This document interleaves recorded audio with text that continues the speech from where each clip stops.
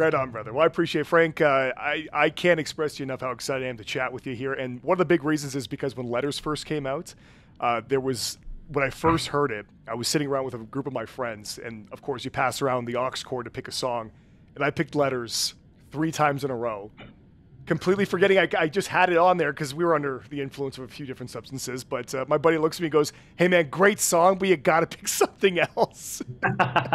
That is the rule. Yeah, exactly. They're like, "Hey man, love the song." Look, man, I don't want to keep it for too long, but we're excited to get you here out in Calgary. So September 5th at the Grey Eagle, and the excitement is just all over the place here. Even when I brought up the fact that I had a chance to talk to you, everybody at the station here were like, "Oh, lucky!" So I was like, this is great, man. So I want to start things off with this. So you broke a record for most cities performed in 24 hours. And the one thing I love about this was you have a picture of your before starting show number 1 versus your final show. Yes. Now, obviously, you yourself, you got tired from it.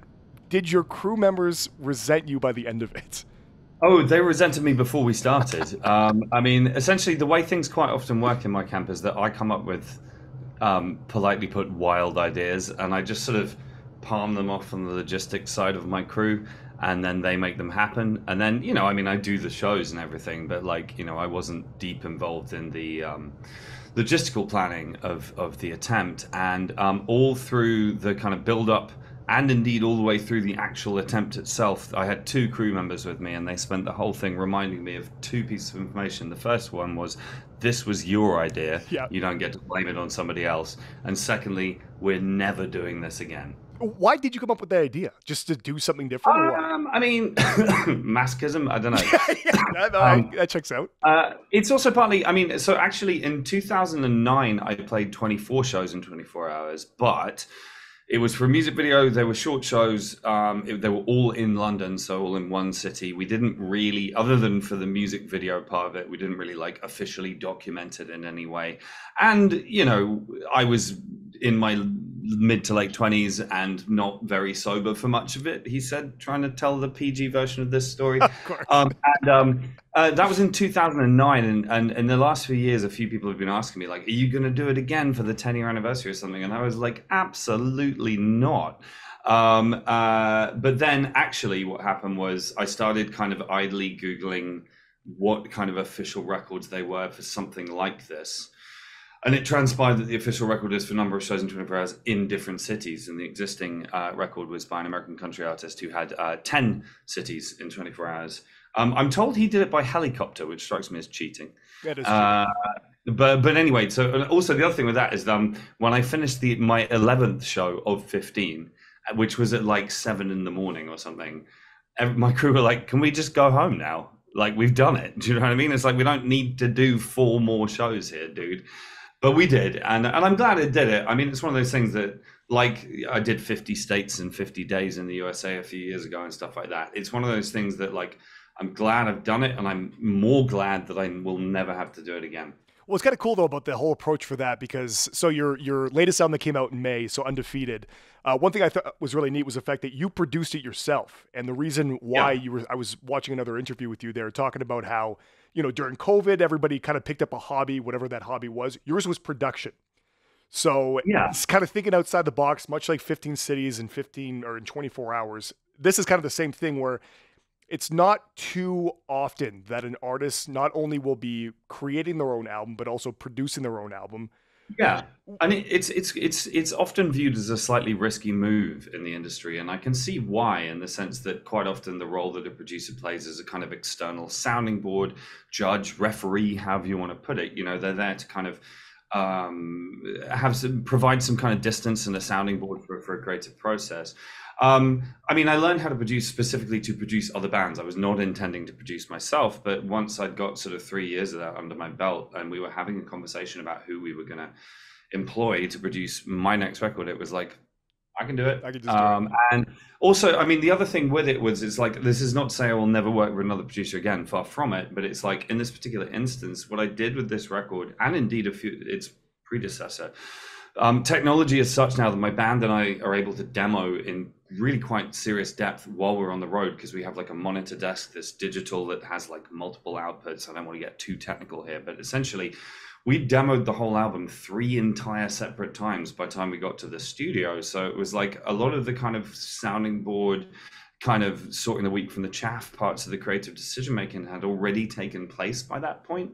So we just sort of reached a point where it's like, we just need to do a fair copy of this, do you know what I mean? With better microphones and better preamps and everything. But it wasn't like we were figuring out how the songs go in the studio or anything like that. It was like, I know exactly how this record goes. I just need to get it down.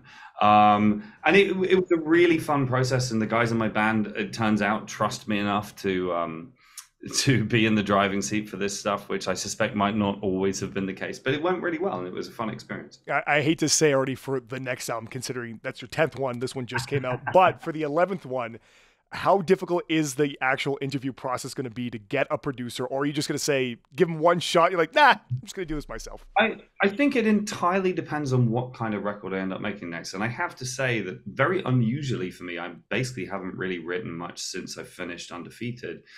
And it's partly because I'm very pleased with the record, and it's also my 10th album. That's a lot of albums, and there's a part of me that thinks that, you know, maybe I'm intending to tour this album very hard for a very long time, and at the end of that, perhaps I could like take a minute, do you know what I mean, and like find new subject matter and all that kind of thing. But, you know, I mean, I always do this at roughly this point in my creative process. I'm sitting here thinking, I'm going to make a musical or a funk album, or just kind of coming up with kind of dumb ideas. But the thing about that would dictate who I would be working with. You know, there's a certain type of record that you would make with Nigel Godrich, for example, or indeed with, I mean, do you know what I mean? Each producer has their speciality kind of thing. So we shall see. I mean, there is a big part of me that wants to make my next record on a dictaphone and just do a insanely lo-fi vocals and guitar recorded specifically between the hours of 3 and 5 a.m. in hotel rooms on tour. Do you know what I mean? I think that would be because it's different. Yeah, right. Do you know what I mean? Yeah. And just sort of go for that angle. But like, it's very likely that I will be talked out of that before I get anywhere near a studio. So what I'm interested, actually, when it does come to the songs that you pick to go onto your album. So how is it that you pick the song? Because you have some songs that are just live with you during your concerts and other ones that are like produced inside of a studio. How do you pick which ones you actually make live and put on the album, and which ones are produced? Well, I mean, there's an awful lot of decision making that goes into that. I mean, specifically for Undefeated, I think I wrote about 20 songs, and we ended up recording 15, and 14 of them made the album. One of them was a B-side for a 7-inch. It'll be on Spotify and stuff soon enough. And I mean, it's difficult to describe in some ways because some of it's just vibes. Do you know what I mean? It's like what hangs together. I'm old-fashioned enough to believe in like the album as a holistic body of work. Do you know what I mean? It's not a concept album per se, but so for example, the one song that ended up being a B-side that we did record just sort of lyrically didn't quite sort of vibe with every other song, and it was just like, really like the song, but if you listen to all 15 songs recorded in a row, that's definitely the odd one out. You know what I mean? And that's not to say it's the worst song by any stretch of the imagination, but it's sort of, you know, you're trying to put together something that works as a single listen. I know that's not how everyone listens to music these days, whether it's aux chords or whatever it might be, but I still want a record that works as one. The other thing, incidentally, is that this is very old-fashioned to me. 45 minutes is my limit for an album, for the simple reason that I grew up taping records on C90 cassettes that had 45 minutes aside. And if a record was longer than 45 minutes, I don't know the last song on it. Yep. There are records that I know every single detail of every song apart from the last one because the album's 50 minutes long. And it's like, well, forget that song. That doesn't fit on the cassette. And I know, again, that nobody listens to music like this anymore, but it's kind of in my soul, you know? You know, though, it's kind of the same thing with, like, you know, I've been working in radio now for about 12 years or so, and we become so, in a way, not critical, but we listen to things differently. Like, we listen to, for example, if I'm listening to an announcer talk about a certain musician or something along those lines, it's always just a little bit different, where, like, if I'm talking to my wife, I'm like, oh yeah, he didn't do this, he should have done this. And she's like, only you hear that. I'm like, yeah, I know, but I know that. And so I hear that. That's kind of the big thing. I don't want to take up, again, too much of your time. And like I said, I greatly appreciate you doing this here. So with your tour happening, so you got a few different Canadian dates coming up. So again, September 5th here in Calgary at the Grey Eagle, which we're all very excited for. Is there a massive difference in terms of the countries or the continents that you play in terms of how people kind of take in the music? I would say there are some differences that we will come to in a second, but the headline here is that one of the comforting privileges, I guess you would say, of what I do for a living is that you learn that, like, certainly just within the confines of the kind of music I make, but I suspect this is true for lots of other types of music as well, audiences tend to react, broadly speaking, in similar ways, in a way that's quite, it's like, oh, here is a thing that brings us together. Do you know what I mean? It's like the difference between Western Canadians and French Canadians, or indeed Canadians and Americans, or indeed North Americans and Europeans, or, you know, however you want to put this. And, like, you know, I've toured in Africa and I've toured in the Middle East and stuff like this as well. It's kind of nice to see that music brings out a similar reaction from people. I think that's a really reassuring thing to me, you know. I mean, there are some differences. This is going to sound like I'm pandering, and forgive me for that, and I promise I'm not. Please. I love Alberta. Like, it is my favorite part of Canada. Like, it's such a cool. The people in Alberta are just the most fun. It's always the best shows, Edmonton, Calgary, and now I really will pander. And obviously, Calgary is the best. Yeah, that's way better than Edmonton.